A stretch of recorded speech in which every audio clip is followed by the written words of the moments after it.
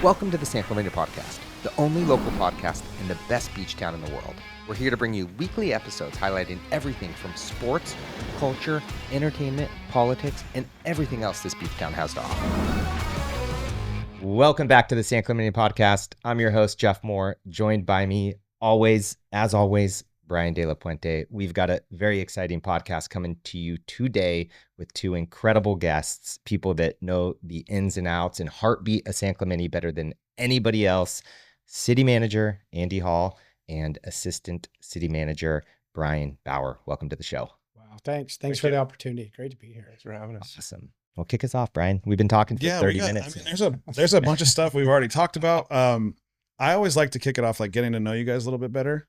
So let's talk about how we got to San Clemente. How did your path and like where you grew up and all that stuff and how you ended up as our city manager? I'm old. That's a long story. I'll truncate it a little bit. My previous to here, I was in the city of Imperial Beach for 10 years. And when city of San Clemente was looking for a city manager, they wanted to narrow that down to city managers that had coastal experience, right? So that narrowed the field quite a bit because there's only 61 coastal cities in California. People don't realize there's 483, I think, cities in the state, but only 61 of them are on the coast. Yeah. So we're outnumbered when it comes to coastal issues. And so it was, but at least at that point in time, one of the big issues they had was trying to find ways to get sand on the beach. Right? That's still probably a number one priority for the city council. And we had done a lot of beach nourishment and whatnot in the city of Imperial Beach. And so I just think coastal experience and some of the things they were looking for, I just had some of that same experience and it was a good fit. Sure. Got here and it was exciting and it's been fantastic. Yeah, well, I think that you've done a great job and let's jump into sand. Like I know that from a user of the sand, we've seen it all at T Street and it looks great. It's done great. What's the status of that and what's the plan going forward? Because we've had some big swells all summer. I'm sure we've lost a bunch of it, or if it's down at Cotton's or something, I don't know. But I know that's a big topic. And what's kind of the plan from the city manager's perspective? Sure. I think that first, it took a long time to get that Army Corps project moving. Yeah. It took a couple of decades. And when we finally got that project to move forward, I think people were, at first, I think the biggest concern people had is that the sand was a different color. Right. It was a little bit more pink than the white sand that we had.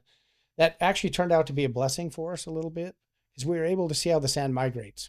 There's a lot of theories, and people say, well, the sand's going to do this or the sand's going to do that. You never know because the swell has something to do with it. It just, you really can't predict. But what we were able to do is see primarily that the sand is going to stay in the system. So I think everybody thought maybe the sand gets washed out to sea and it's just a waste. Don't put any sand on the beach. It's just a waste of money. It's really not. We found out that if you put sand on the beach, it builds the sandbar at T Street, and the T Street wave, I think, has recovered. Yeah. I think it's a great surf spot again. It was always good. I think it's back to maybe what it was before we got a new sandbar out there.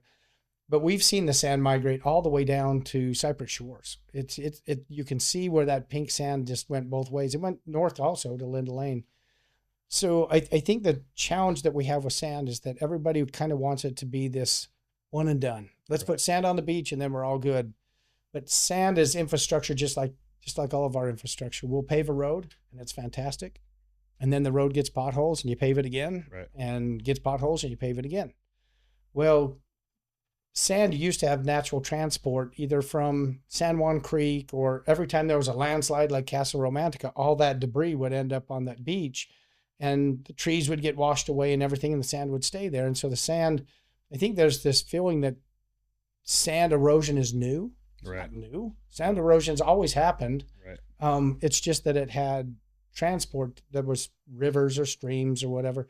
Well, we built railroad tracks and roads, and we've channelized rivers, and we've stopped the sand, and we've literally built diversion structures so that debris doesn't end up on the beach. Right. And so the beaches start to get a little bit starved. We just have to overcome that and put sand back on the beach. Sand is free. Right. putting sand on the beach is really expensive. So, yeah. So that's the big issue. So two things there. You mentioned one thing about the waves in at T Street, and I can tell you for sure that they are amazing. I saw Brian there last weekend getting tubed out of his mind. Boogie boards, dude. Life. Dragon, which is incredible. The second thing I just want to delineate. So city manager, Brian, assistant city manager. I know we talked briefly about this. Just talk to us a little bit about your role within the city in comparison to Brian. And of course, we'd love to hear your role as well. Well, that's a great subject. So the city manager's role is really outward facing. So my job is to be that interface between the residents and the city council and the staff, and then also work with external groups that influence our city, whether that's OCTA or maybe it's the Marine Corps, or it could be, SCAG, or, all these outward organizations that have impact on our organization. So I focus most of my effort outside of City Hall and really trying to make sure that we have good communication and coordination with, all these groups that influence our quality of life here in the community. So. And I think a lot of people too, from what we hear, appreciate how responsive, receptive, and open you are. They always say that Andy Hall is always returning emails, returning calls. So I know the community, I can speak on behalf of, I think, appreciates that. It's only part of my job I really like is getting out and talk with people. I love it. And yeah, Brian, again, assistant city manager. And I think it's important because most people and most of the community probably don't know the difference between city manager, assistant city manager, and the roles. So what say you? Well, there is a lot of overlap between what we do. Andy's the outward facing guy, but I'm here, doing a podcast with him today. So we do overlap quite a bit, but my main focus is internal to the organization. I directly oversee finance, HR, and IT, risk management, that kind of thing, but also interface directly with all the other departments. The internal services are important. I often characterize it as being the part of the iceberg that nobody can see. It's usually don't hear about it unless something goes wrong. Right. But there's a lot to be done there and try to keep the ship, sailing smoothly. So that's my focus primarily, is the internal side of things. But we work together every day, and we, both involved in just about everything. You guys do a great job. We have a ton of projects in and around San Clemente right now. Any projects that come to mind or future projects that you guys want to speak on? Yeah, it was really nice to finally see the food hall open, right? So that's been under construction since Brian was in middle school, I think, or whatever, the local here. And He tells me about the days he used to go there to the movie theater. And I think you guys grew up and remember all that kind of stuff. And he said you had to leave your shoes behind because they stick to the floor. All these great stories that I hear about that building. But it was nice to see it repurposed instead of eliminated. Yeah. Because in today's society, lots of times you would take something like an old bowling alley and movie house and you'd just say, it's a throwaway. Let's do something different and put in something that has, red stucco roof and white stucco, and put some more trinket stores in there. It's really nice to kind of keep that structure and keep that facility. And I think it's been a big hit. Now, it's a challenge because that building is maybe more popular than it has parking for. And so we're just trying to deal with, I think it's very popular right now. So it's really busy trying to get across the road and some of those kinds of things. And I think it'll normalize a little bit, but we're down there right now trying to really be creative on how we can get people to move from the parking lot on the other side of the road to the facility safely. Right. And it's fascinating to me. There's a sign right there where everybody crosses that says, please use the crosswalk. And there's an arrow to the crosswalk. They just walk right on by. So just because the manual says it and we put a sign up asking people to do it doesn't mean it's going to happen. So we just have a responsibility now to go back in there and see if we can find a way to make it a little bit more safe. Is there any ways from a city standpoint, to make it a pedestrian, to not have that be cars on that street, or what are some tactics in terms of doing that? Yeah, that's a really good point. So what we've tried to do is we've tried to inch into it because we don't want to overdo it. You could overcook it. We could say, you know what, we're going to close that road. We're going to make it a pedestrian road. And we're not sure whether or not it requires that level of government interference. Sure. So we started by some small things that people didn't realize. We actually put in some striping right by 7-Eleven. We put a white stripe on the side of the road just to narrow it down a little bit. That slowed down the traffic a little bit. Right now we're looking at perhaps putting some bulbs in right between the casino and the food hall and the park and then on the other side in the parking lot, just to narrow the amount of road that you have to cross. Gotcha. So, and that in turn will also slow down some of the traffic. So we'll inch into that. Right. If it just isn't working, and remember, there's more to come. Right. The event center hasn't opened yet.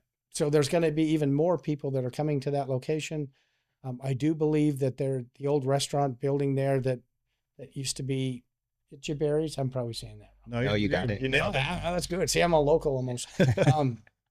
So that'll reopen at some point in time. I think the vacant city lot there has some potential. And so I think that there's going to be even more movement. There's a hotel being planned across the street.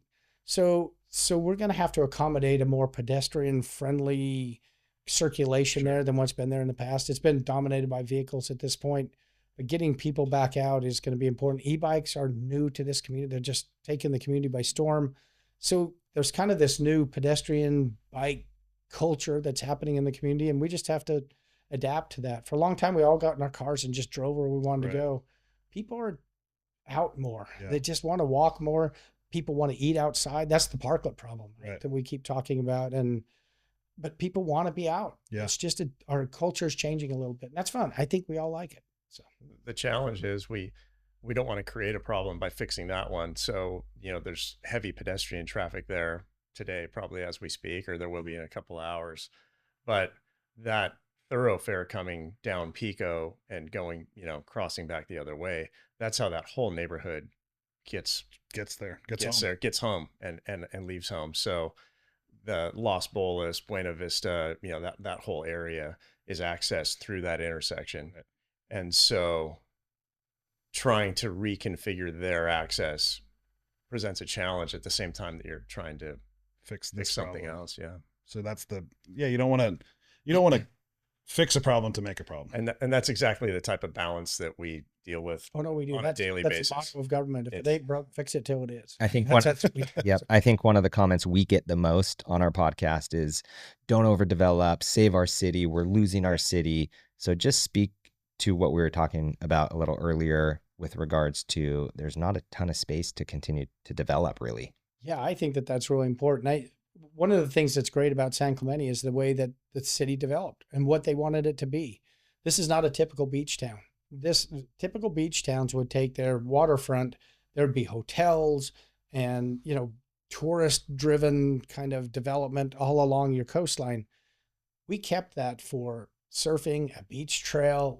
This is an authentic still beach community, and probably the last one you're going to see in Southern California, because they've all now, you go to the other beach towns. This is fantastic. But what that's done, I think, is that when people drive into the community, they see a lot of this open space and these hills, and they think, wow, this town's really going to grow someday. No, our town is actually built out. What is not built on at this point in time is either in a conservation easement, or it's open space, or it's unbuildable.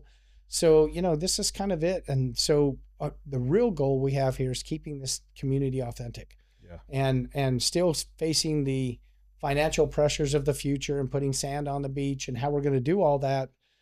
Because we don't have those hotels and sales tax and car dealerships and some of the things that other beach communities have. And we don't want it. Right. So hanging on to that is going to be really critical. And that's the challenge that Brian and I have more than anything else. How do we keep that balance and keep what makes this community so great and so special and paradise? It's Friday afternoon. I can only imagine what the traffic is right now in Laguna Beach or Newport Beach or Huntington. And still, yes, it's busy here, but it's different. So it's more family. It's great. It's awesome. But how do we still make ends meet? How do we have progress without change? Right? How do we continue to evolve and develop and support good projects and continue to stay up with the current times while salvaging our current culture in our community? And that's a hard problem to solve. It's a very fine line to walk, and I don't envy the position that you guys are in. I love nothing harder than staying the same. staying the same is the hardest thing. You're either going to go backwards or forward. Staying the same is tough. I think that speaks volumes of you guys. I think that it's important to the community that is at the forefront of your guys' mind, is how do we grow and make ends meet while preserving the history, because San Clemente is rich in all of that. Like it's a special place. It brings, when you're talking, it brings the development in the harbor to me. How does that affect what you're doing on a day-to-day basis? Do you guys have any input in that, or is that like, what is the collateral of that big development happening? Yeah, it's a good point. And that's where Brian's so important. We were talking a little bit earlier. Brian's not just some government dude that, is running the city. He grew up here. He started as a lifeguard. He's seen everything from being a lifeguard up to where he now runs the organization, and can help understand how to keep things the way they are. When I was looking at doing some sand issues and how our beaches have been affected by development, one of the things I looked at was the impact on the harbor on sand in our community. And it's had an impact, a pretty significant impact.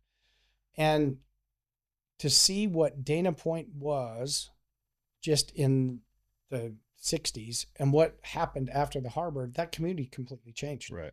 And so we don't want to see any cataclysmic change like that. We want our change to be natural. Like we were talking a little bit earlier, the bikes are so much more popular now. Okay, that's a change. Let's modify our community to accommodate the new culture of bikes. Let's not take out roads and put in, change everything that it is just for bikes. Let's find ways to accommodate as things change. The harbor itself and the changes in the harbor, I think actually, and maybe I'm being too Pollyanna here, I think that actually helps our community. There's a lot of pressure. We live in paradise. We live in one of the most beautiful places on the planet, right? And a lot of people want to be here. Yeah. And the good thing about Dana Point is it provides a place for all those tourists to be and stay and go and whatnot, and might actually preserve all the things we're talking about, where we can continue to be a great beach community, because there's a lot of pressure on this community for tourism. People want to come here. It's beautiful. It's paradise. And, over time, I hope that what Dana Point's doing in the harbor will accommodate some of the tourism in this area so that we can continue to maintain some of our more, hometown, family-friendly type beach community. Then I think it'll have an impact on Dana Point, and I think it will impact us, but I hope it's a positive impact. Yeah, sure. Have the tourists come spend their money here, spend their time here, eat some dinner here, and go home, or go stay in Dana Point. Yeah. Go stay in your hotel in Dana Point. Right. Yeah. I think that's a great way to look at it.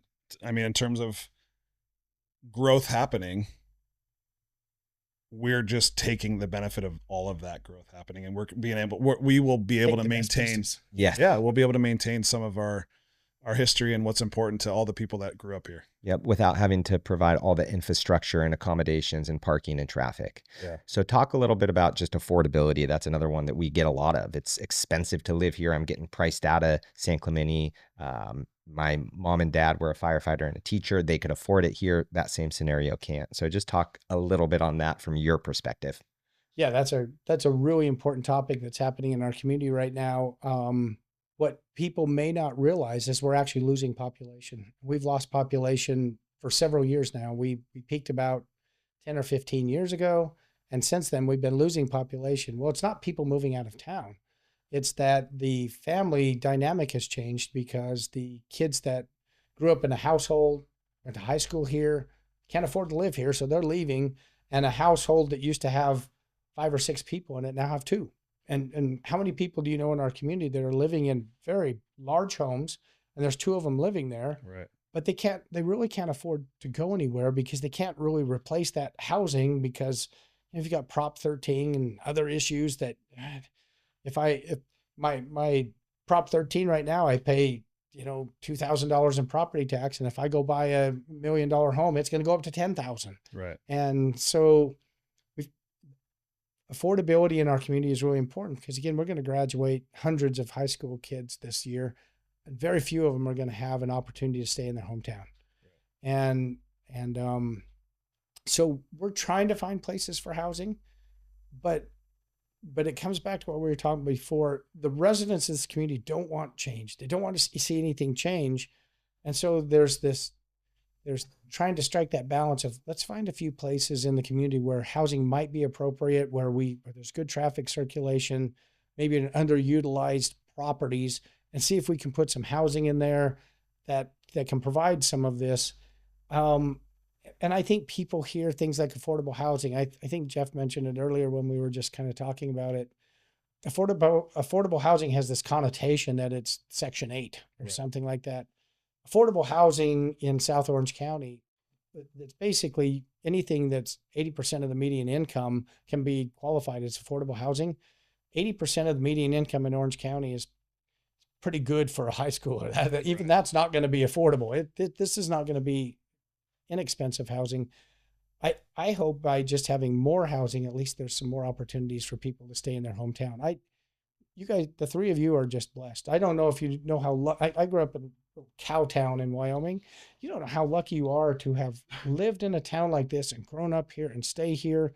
And I don't know if your kids are here, but they might be the last generation, because it can be very hard for the next ones to even find any housing, so it's a real issue. It's important. And do you think that is some sort of development? Like, is that something that needs to happen? Like, is that the answer? Do you think like having a big housing kind of what does that look like? Is it a 20 unit condo complex, or like, what is that from a city standpoint? Like, what fixes that? Does that even make a dent? Yeah. I'm a recovering planner. So I was a planner before I became a city manager. And, I think there's this fixation at the state level on density, and no matter there must not be any planners in the legislature, because one of the things that they always talk about is density, right? Right. And no matter what you try to tell them, the most dense housing in the United States of America is probably Manhattan Island. Yeah. If you look at the real estate values, it's not cheap. No. Probably the most dense housing in California is downtown San Francisco. It's not cheap. Density doesn't equal affordability. In fact, in San Clemente, the most affordable housing units in our entire community are probably single family homes. They're the mobile homes in the community are probably the most affordable. But somehow we keep being told, excuse me, keep being told we need to build higher. We need to build high density housing.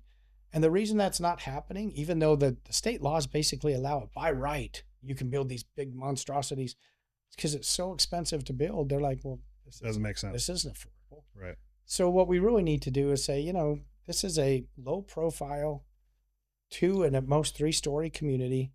I think our housing needs to be 2 and at most 3-story housing that fits into the community. And I think more of it where we can put it will help bring the price down. But guys, no matter how much housing we put in San Clemente, I think our kids are going to struggle to live. This is the reality of it's just such a nice place. Yeah. This is going to be an affordability issue forever in this community. It is just so nice here. It's just so beautiful. So find a way to make more money. Yeah. I think, jobs are important. Absolutely. Jobs are important. Yeah. But I think that's important. And I appreciate you covering that and touching on it. Is how do we continue to grow? How do we continue to salvage and keep our culture? And that's the balance. That's the balance. Absolutely. So responsibility for day-to-day operations, does that kind of fall more on your lap? Probably myself and the other department heads. Uh-huh. We have a community development director, a beaches, park and recreation, very humble, and maintenance director, a public works director, and then managers below them. And so to say it's all on me is not fair. What does that look like though? Day-to-day decisions. I know you probably have a staff of people that you work with as well, but what does that look like when you're faced with either a tough decision or a project's brought forward? Just walk us through that. Well, there's no shortage of challenges that pop up every day, every week. It's something new. Typically, it's funny, like it's often someone brings something to your attention, right? Somebody might be, everything's going well day to day for a particular division, but then something happens, someone raises an issue. Maybe it's a member of the public. maybe it's an employee, maybe it's a council member. So then you're just kind of trying to seek information, trying to understand the issue. Like that's one thing that I try to do is try to think about the issue from all perspectives before we take action. Yep, You know, absolutely. try not to overreact, try not to underreact. Think about, the implications of the community. There's always anything serious. There's always a conversation with Andy. Sometimes he's the one letting me know I about think what these he's sidestepping probably a little bit because Brian wants to tell you that there's never anything wrong. Right? That's just Brian. One of the real challenges I think that we have is that all of our employees are wearing more than one hat, and they're kind of working managers even. So the department heads don't have time to just manage. They're actually out working, and the people below them are working and whatnot. So the challenges that kind of bubble up are those that are difficult, like how do we get a contract signed? How do we get someone to come in and fix our swimming pool? Because we're out here busy. We're trying to clean the swimming pool, and we're trying to get kids in and out of the swimming pool. And we don't have time to even bring someone in to try to fix the swimming pool. And so Brian tries to balance all of that government minutia. Right. And I think that gets really hard. We get thrown things at the state every year. Like people want to know why it's so expensive for government to do anything. Well, we get hit with stuff like prevailing wage. Everything's got to be done, and you got to pay a whole bunch of money to do it. And that's just by law. So I'm just really glad I don't have to do that side project. You get to go be the face. He makes it sound like, I have great people and they're wonderful. I'm glad he does it because it would drive me crazy. Let's talk about city council meetings. Brian and I and Ryan Turry talk again often about people getting involved. If you have a problem, get involved. If you want to advocate for something, get involved. City council meetings, they take place once a month, Tuesday nights, or Twice. Okay, so every other Tuesday, first and third Tuesday of the month. Talk to us about what an average day looks like when you have a council meeting on the agenda. So it's not an average day. That's a really good segue. So the council packet is usually a few thousand pages. It's usually about this thick. And so we spend, I would say, about a week putting that packet together. So the council meeting gets over on a Tuesday night. We start on Wednesday morning, and we take about a week to get the packet put together so that on that following Wednesday, it can go out to the council members for the meeting on the following Tuesday. So it's just this cycle. And so council meetings consume most of our time, I would say, during a given week. We spend most of our time either preparing the packet, and then on Monday and Tuesday, we spend most of Monday and Tuesday of the council meeting briefing council members. And they want to go through everything in the packet, what's going to be on the agenda, help us understand that and whatnot. So the month of July, the city council goes dark. And so we try to cram a whole bunch of catch up into 1 month. And so we do a lot of work in July and try to catch up on everything that's going on. And then, most of our life is that council cycle. And it's kind of an endless cycle. Right. But what you kind of have to get used to is right now, Brian and I are living in the third week in August. Right. We've already kind of prepared for the first meeting in August, and now we're living for the third week in August. And sometimes I don't even know anymore which day it is because I'm always living like 2 or 3 weeks in the future. Right. Because that's what you're working on. And it's like, well, I'm not sure what today is. I know it's sometime in July. Yeah. But we're already thinking August. So yeah. Anyway. Well, I love that people come to our podcast and come here for local news and updates and what's happening in the community. And we're going to continue to always provide that. However, I will say, if you want to know what's going on in the community, attend a city council meeting. Absolutely. You will get all the meat, all the potatoes, and you will find out exactly what's going on. Yep. And we know that not everybody can just hike down there on a Tuesday night, right? So we do have a broadcast that you can catch on YouTube. And the meeting is actually taped, so you can watch it later when you can't fall asleep or whatever. Just watch it late at night and fall right to sleep. But actually not. I think it's the most it's actually the most entertaining show on television. I agree. I watch it. TV, it's amazing. I agree. I watch the city council meetings on YouTube consistently, every single one of them. Maybe not the full. It's amazing entertainment. And you get what's happening, and you get to know what's happening. Entertainment plus get to find out what's happening. Incredible. Absolutely incredible. What's happening with the beach trail? The zone, so glad you asked. The zone between the. No one's asked. This is the first time. Just kidding. I know that everyone wants to use it, right? What's happening with the opening, the plan, all that stuff? You know, we've talked with OCTA. They still kind of have this September timeframe in mind. I was down there this week. I think it's more October, maybe even November. Yeah. But there's a couple of things that come out of that. I was a little bit surprised. I knew the trail was going to be elevated so you could see over the railroad tracks. Right. If you go down there right now, it's really elevated. It's like 10 feet above the railroad tracks. It's going to be fascinating. It's going to be beautiful. And it's going to be a lot better than it was before. We're talking about the stretch between Linda Lane and like North 204s. Beach. Yep. That elevated part. Yes. Yeah. So that's going to be all reworked. Yeah. Cool. And it won't be a bridge. It'll be DG all the way. So the bridge was difficult for some people, especially when it was wet, because it was a little slippery. Now it will be flat. It'll actually be ADA accessible. So, right on. So it'll be relatively flat. And the wall that's there, I know it's a little stark. It looks a little big right now, and it is a big wall, but they're going to do some landscaping and we're going to soften it and whatnot. But there was another development that happened there down by Linda Lane where we fixed some of the slope there we call it the Marquita Station, and they fixed the slope and it opened up some areas. So in the future, we actually want to enhance the trail, maybe to have a few more benches along the trail, maybe some picnic tables, maybe even some workout stations where the trail is more than just walking. You can actually stop and, when you look like Jeff, I know he does a lot of pull-ups and that kind of stuff to look like this. And so he can go down to the beach trail. I can squeeze. Okay. True or false? I'm going to take us on a little weave here. Andy Hall lives on a boat down in Oceanside Harbor. Wrong. Oh, close. Wrong. I moved my boat to Dana Point Harbor. So now I'm really close. Yeah. It took me a while, but I finally got a slip. I was on a waiting list for a while. Our boat's not the best thing in the world. Oh man, everybody should live on a boat. I agree. Everybody should do that. Yeah.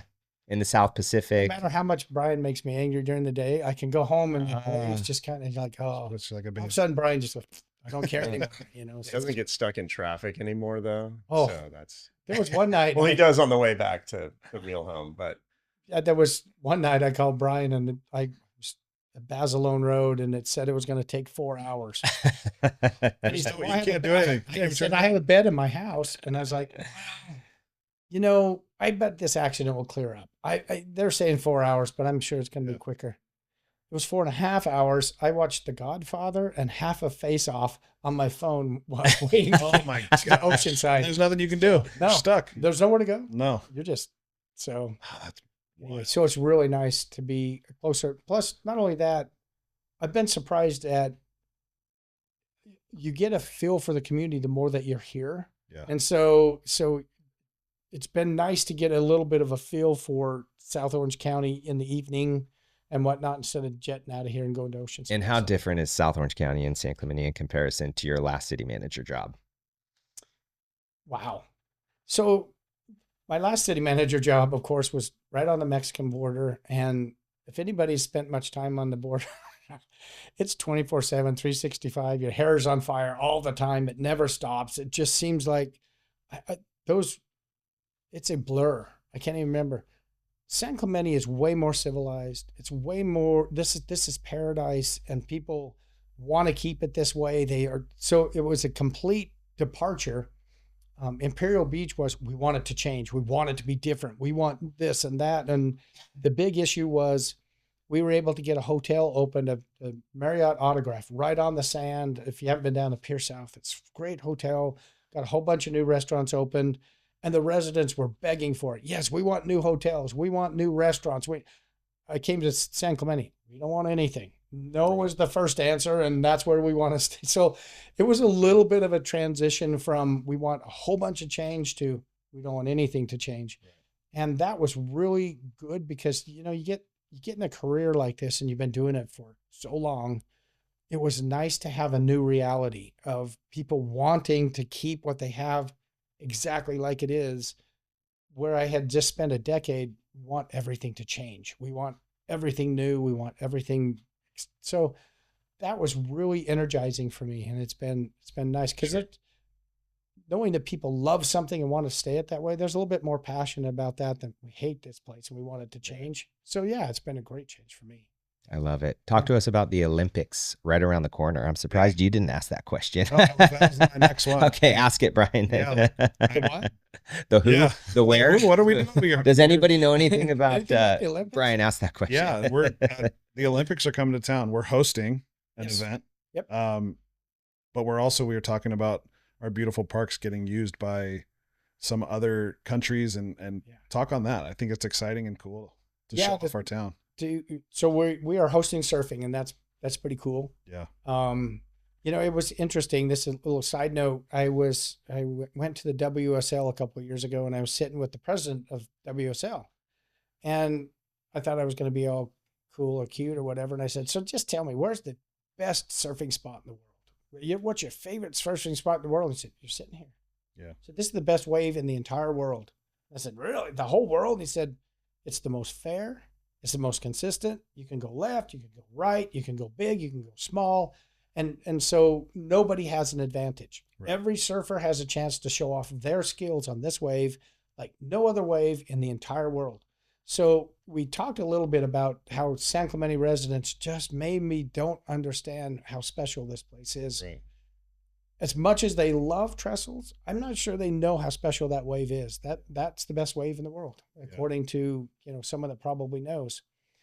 Well, one of the challenges we have is that best wave in the world doesn't have a very big beach. And in fact, right now, if you've been down there the last few days, it's really they're having some challenges. Now we're having an El Nino year, so typically in El Ninos we'll get some pretty good swell in the fall, and we'll probably get a lot of sand back.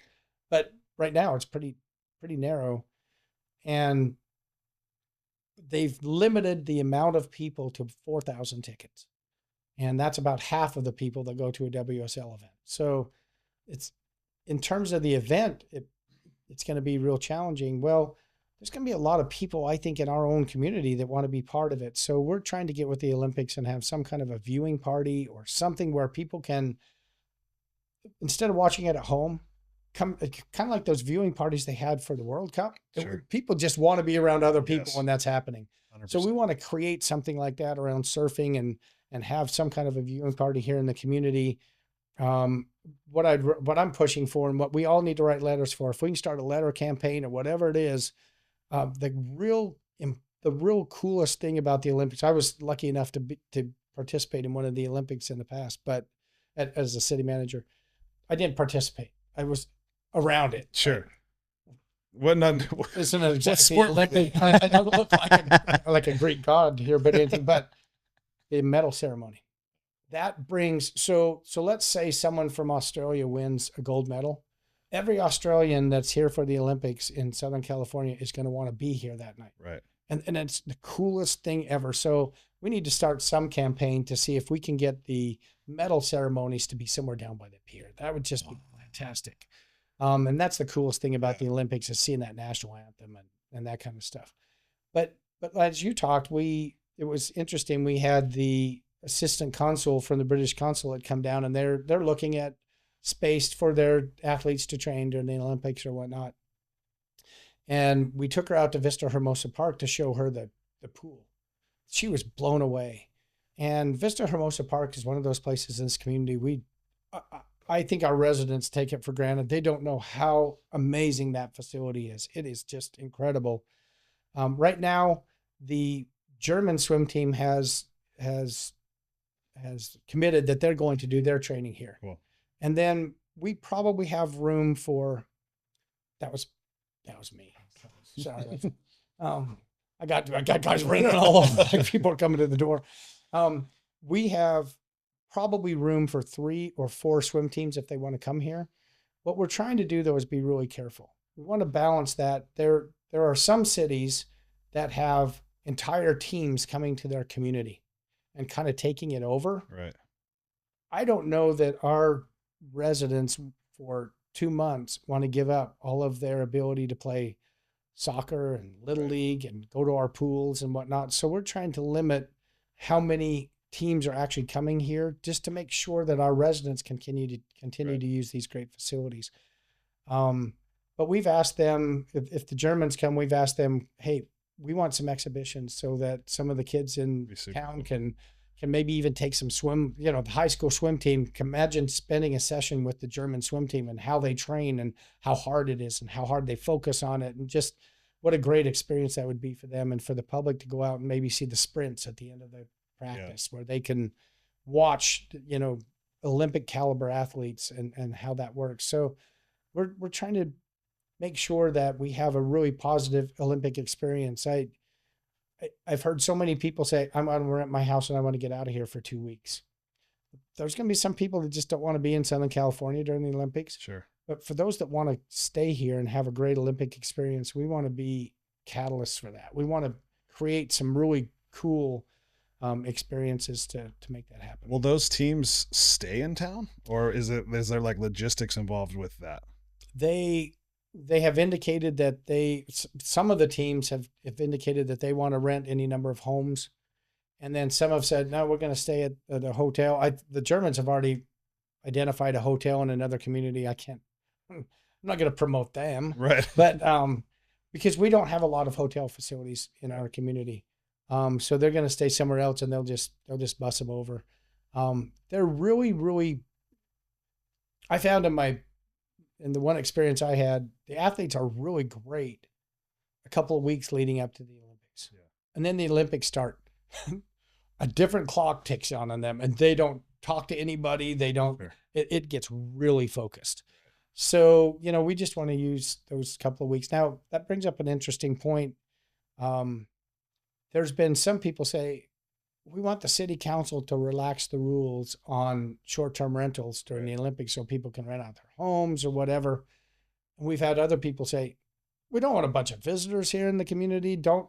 So the council is going to have to find some balance in, because we don't have hotels. Right. How lenient are we going to be in these residential communities to allow strangers to come in and rent homes? And some people are excited about that, and some people are very leery about it. I think during that period, the people that are coming here for the Olympics, they're not coming here to make your neighborhood difficult, but they probably are coming here to have some fun. So we've got to have this balance. Sure. Some European fun. Yeah, they tend to have fun. You've seen the soccer crowds. Yeah. They enjoy themselves. How lenient will we be? Or is that up to the city council, and is that future? It's up to the city council. I think that they probably in the next year or so are going to have some hearings on that and just kind of hear from the residents. And, you guys are in touch with the community. That's the real challenge, is if you go to council meetings, they work in a vacuum. 20 or 30 people might show up out of 60,000. Right. And those voices are unfairly amplified. Right. One comment at a council meeting is speaking for thousands of people, really, when you think about it. So they really need to hear from the community, and I don't know the best way to understand that. Comment on our Instagram. Comment, that's a great point. Do we want people at their houses? Do you want to rent your house out? That's a good question for the community to answer.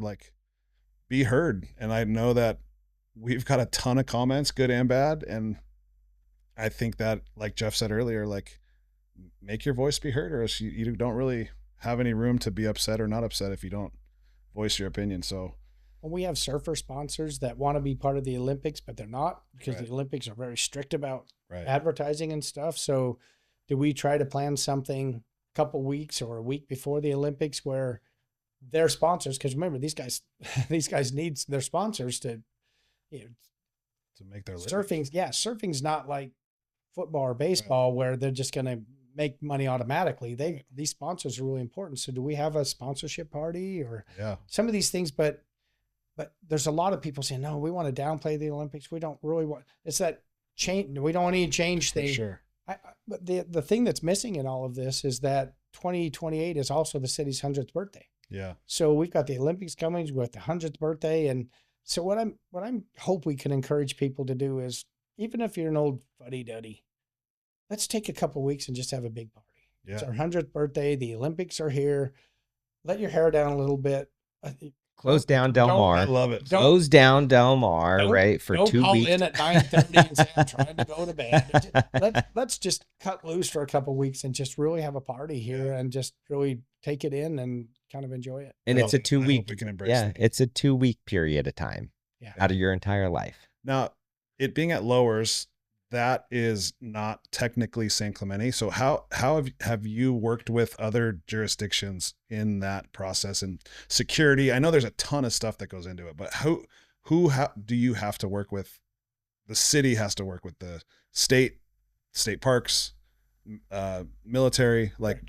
what are all those I had relationships? 2 Olympic meetings this week and have another one next week where I think they're really late in the game trying to get organized, but we'll find a way. We'll get there. But you know, when I started getting calls from LA 28 and they said, you know, what's really important here? And I said, there's really only one thing important to me, that when you announce the Olympic venues, that it's city of San Clemente is the Olympic host. Right.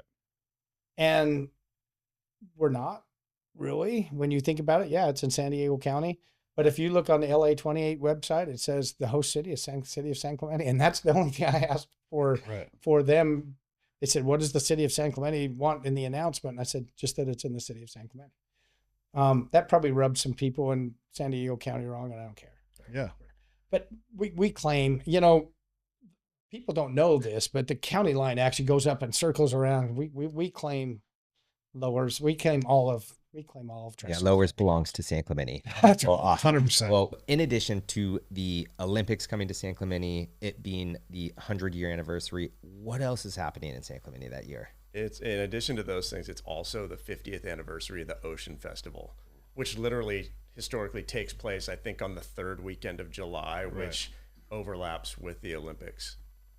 So that's that kind of, it's this trifecta of the city's 100th birthday, the Ocean Festival, and the Olympics. So there's going to be a lot going down. I think the challenge there is going to be appropriately blending it all together and kind of turning it into one big kind of 2 week, maybe an extended celebration or however you want to phrase it. But it's going to be an exciting. And if we can fit into that and help and do whatever, I think that there's going to be so many cool people and cool stories in town that we should try to capture. Maybe we set up we've talked about a live podcast. Just do like a mobile setup and go down to the parties and talk to the people and talk to the, I don't know, just kind of spitball. If you guys are willing to do that, we'll plan that in. I think it would be super fun and just even just little guys, little 10-minute sit downs, I think would be rad. Yep, absolutely. We appreciate it. Andy Hall, Brian Bauer, on behalf of Beach House Studios and the San Clemente Podcast, thank you for everything you guys do. Man, you guys, can we do it again? We can do it again. I could do this and sit down with you guys for hours upon hours, and there's so many other questions, but